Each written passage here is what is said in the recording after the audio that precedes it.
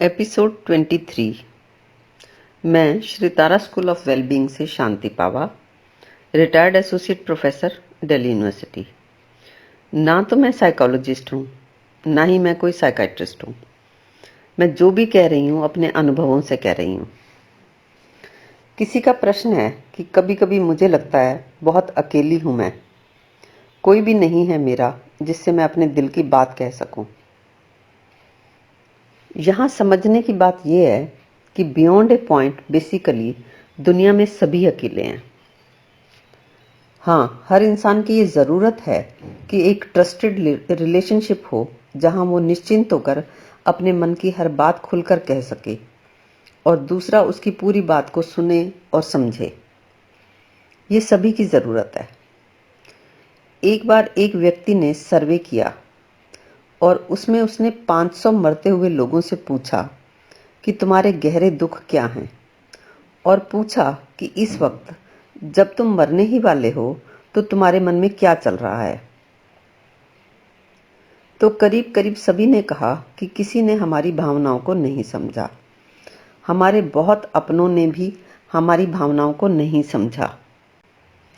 काश मेरे बेटे ने, मेरी बेटी ने, मेरी माँ ने या मेरे पिता ने या पति ने या पत्नी ने, भाई ने या बहन ने या किसी दोस्त ने ही मेरी बातें पूरी सुनी होती, समझी होती, तो मैं इतना अकेला महसूस ना करता।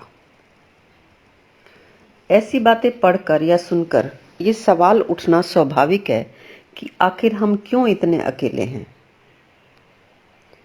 एक तरह से देखा जाए तो ये अकेलेपन की स्थिति 100% नॉर्मल है, क्योंकि सभी व्यक्तियों की यही स्थिति जीवन भर रहती है। तुम अकेले में रोते हो और तुम्हें अपने अकेले में रोने का तो पता है, लेकिन दूसरे भी तो अकेले में ही रोते हैं, तो दूसरों का अकेले में रोने का तुम्हें कैसे पता हो सकता है। अभी कुछ ही दिन पहले मैं YouTube पर who is talking to Niranjan देख रही थी। उसमें निरंजन ने नरगिस फाखरी से पूछा कि तुम्हारे फ्यूचर प्लान्स क्या हैं, यानी क्या तुम टॉप पर पहुंचना चाहोगी। तो उसने कहा, टॉप कैसा, किस चीज का टॉप, क्या अकेलेपन का टॉप, एम्प्टीनेस का टॉप। ऐसे ही अगर तुमने कभी शाहरुख खान का इंटरव्यू सुना हो तो वो काफी इंटरव्यूज में कहता है कि मेरा कोई दोस्त नहीं है। अब उसकी इस बात का मतलब क्या है। सभी जानते हैं कि फिल्म इंडस्ट्री में उसके बहुत से दोस्त हैं। करण जौहर काफी बार कहता है कि Shahrukh Khan is like my family. तो अब शाहरुख खान यहाँ कहना क्या चाहता है, उसकी इस बात का मतलब क्या है यहाँ कि मेरा कोई दोस्त नहीं है। उसकी इस बात का मतलब है कि मेरा कोई ऐसा अपना नहीं है जिसे मैं अपने मन की हर बात कह सकूं। इसी सेंस में मैंने कहा कि एक तरह से ये अकेलेपन की स्थिति सभी की है, चाहे कोई कितना भी नाम पा चुका हो या पैसा कमा चुका हो। और इसी वजह से मैं कह रही हूं कि ये 100% नॉर्मल है। असल में सभी हैं तो अकेले, लेकिन सभी के मन की कल्पना है कि ऐसे भी लोग हैं जो मिलजुल कर रहते हैं, एक दूसरे से सब कुछ शेयर करते हैं। तुम्हें भी लगता है कि दूसरे तो अपने माँ बाप बहन भाइयों के बहुत क्लोज होते हैं, पर मैं किसी के भी क्लोज नहीं हूँ। जबकि वास्तविकता ये है कि बियॉन्ड ए पॉइंट किन्हीं भी दो व्यक्तियों के विचार मिलते नहीं हैं, और जो विचारों में डिफरेंसेस होते हैं वो दूरी का एहसास कराए ही रखते हैं। पेरेंट्स से, ब्रदर्स से, सिस्टर से और फ्रेंड्स से भी।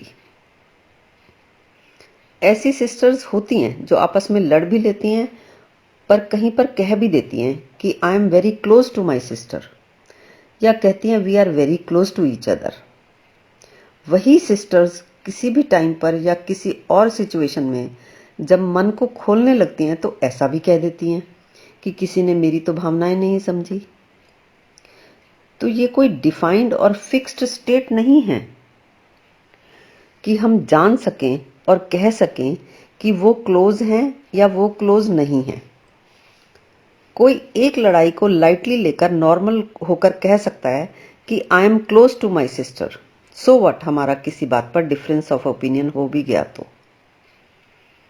एक्चुअली होता क्या है, तुम्हारे मन में धारणाएं हैं, परिभाषाएं हैं कि एक सिस्टर को, एक मदर को, एक ब्रदर को, एक फादर को, एक फ्रेंड को ऐसा होना चाहिए, ऐसा करना चाहिए।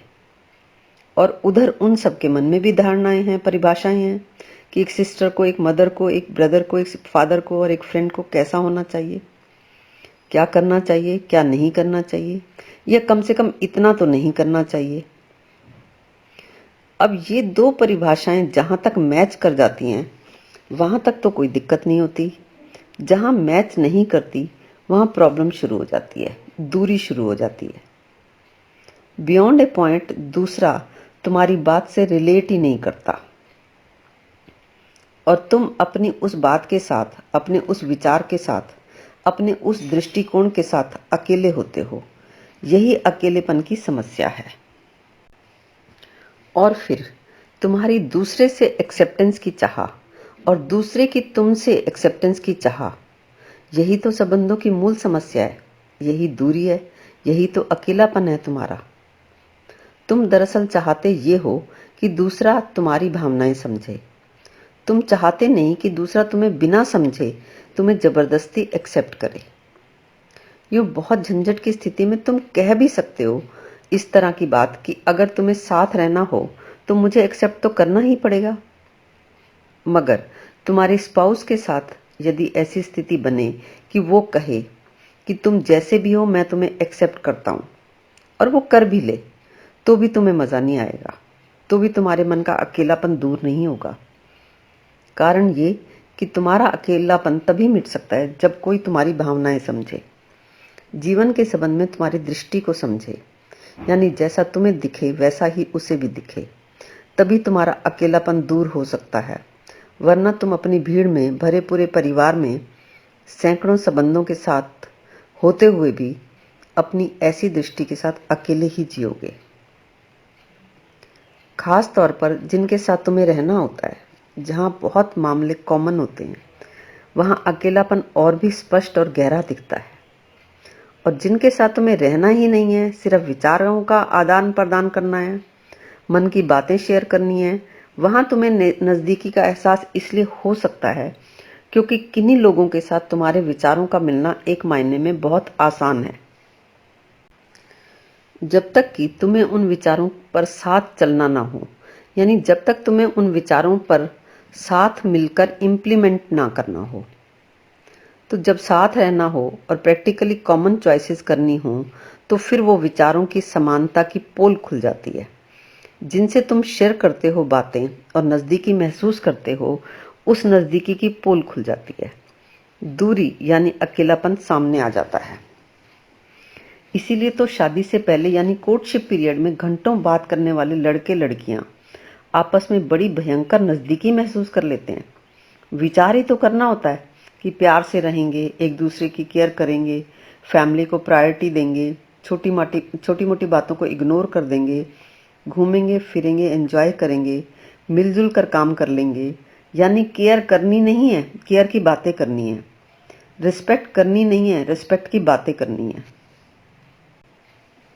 मगर इन विचारों की समानता की पोल इम्प्लीकेशन के समय खुल जाती है। शादी के कुछ समय बाद ही पति को लगता है कि मैं तो केयर करता हूं अपनी पत्नी की, लेकिन पत्नी को लगता है कि इन्हें तो मेरी परवाह ही नहीं है। करीब करीब ऐसे ही पत्नी को लग रहा होता है कि मैं तो अपने पति की बहुत इज्जत करती हूँ। उधर पति को लगता है कि इसे तो हर जगह बस मेरी बेइज्जती ही करनी होती है। तुम अपनी आशाओं आकांक्षाओं के साथ अकेले ही रहते हो सदा। तुम अपने दुखों और अपनी समस्याओं, अपनी असुरक्षाओं के साथ अकेले ही रहते हो सदा।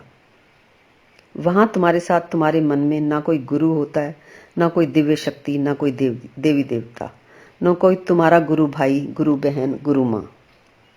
बस वही अकेलेपन की समस्या से निकल सकता है जो अकेलेपन के संबंध में मन के स्वभाव को जान ले, जो अकेलेपन की समस्या के कारणों को जान ले, और फिर वो अपने साथ उन तमाम लोगों को खड़े पाता है जिन्होंने मानव इतिहास में कभी भी अकेलेपन के कारणों को जाना होता है।